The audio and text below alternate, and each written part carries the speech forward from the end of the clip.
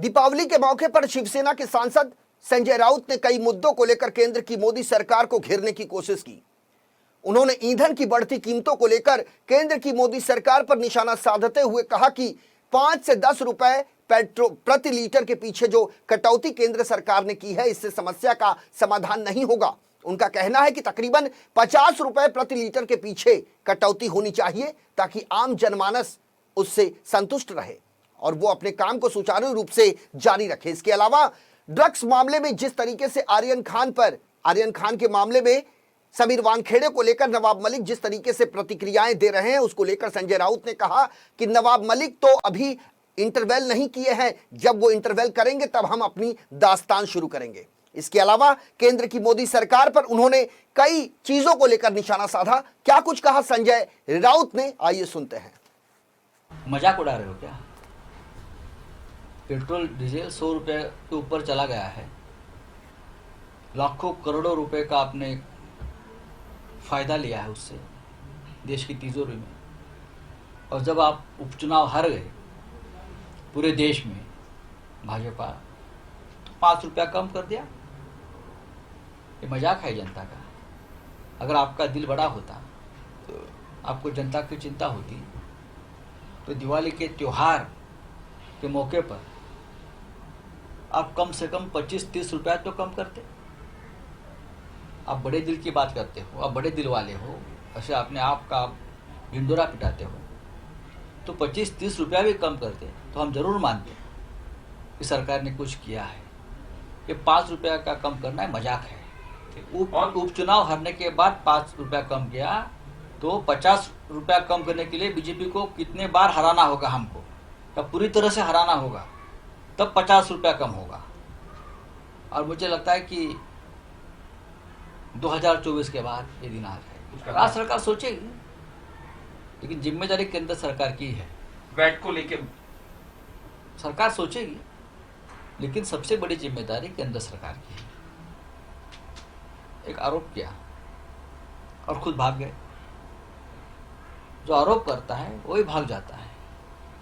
तो आरोप के बारे में, सच्चाई के बारे में आपके पास क्या सबूत है? और उस एक आधार, तथ्यहीन आधार नहीं। हमारे गृह मंत्री को जेल में डाल दिया केंद्रीय जांच एजेंसी ने।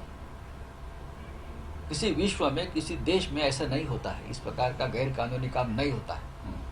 फिर भी अनिल देशमुख आज जेल में है। दिवाली चल रही है महाराष्ट्र में, सबसे बड़ा त्योहार है, अनिल देशमुख जेल में है।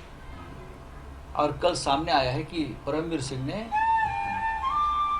यू टर्न लिया है कि मेरे पास कोई सबूत ही नहीं है, मेरे पास कोई सबूत ही नहीं है अनिल देशमुख के खिलाफ। उसका मतलब है बिना सबूत, गैर कानूनी तरीके से आपने महाराष्ट्र के विधानसभा के एक सदस्य को, पूर्व गृह मंत्री को जेल में डाल दिया। ये कौन सा कानून है? ये कौन सा संविधान है? अगर हम उस बारे में आवाज उठाएंगे तो हम देशद्रोही।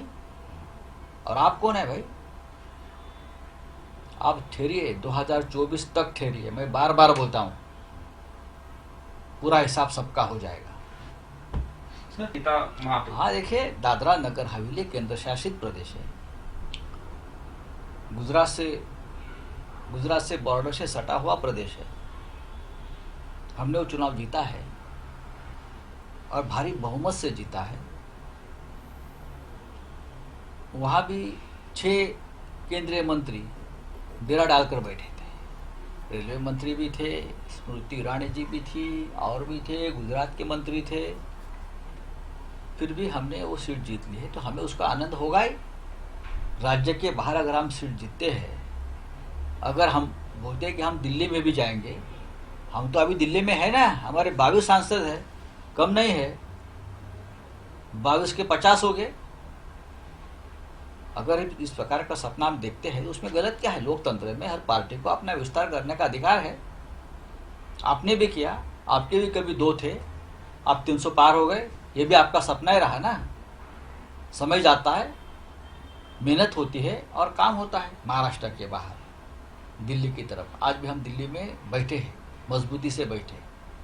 हमारा सांसदों का आंकड़ा भी बहुत अच्छा है, आपको मालूम है। और बढ़ेगा, महाराष्ट्र के बाहर भी बढ़ेगा। तो उसके बाद देश की राजनीति में हमारा अपना एक महत्व होना भी चाहिए। तो भारतीय जनता पार्टी के जो महाराष्ट्र के नेता है, उनके पेट में दर्द होने का कारण क्या है? नहीं होना चाहिए। राजनीति में, लोकतंत्र में हर पार्टी को अपना विस्तार करने का पूरा अधिकार होता है, और हमने शुरुआत की विस्तार को। शाहरुख खान भी एक पिता है, हर पिता का अपना एक दर्द होता है। हमारे मतभेद किसी के साथ हो सकते हैं, चाहे राजनीतिक हो चाहे और कोई हो, लेकिन एक पिता अपने बेटे के लिए चिंता में रहता है। बेटा जेल में है, उसके ऊपर के जो आरोप है वो कितने सच है क्या है, इस बारे में किसी को पता नहीं है। तो ऐसे पिता को अगर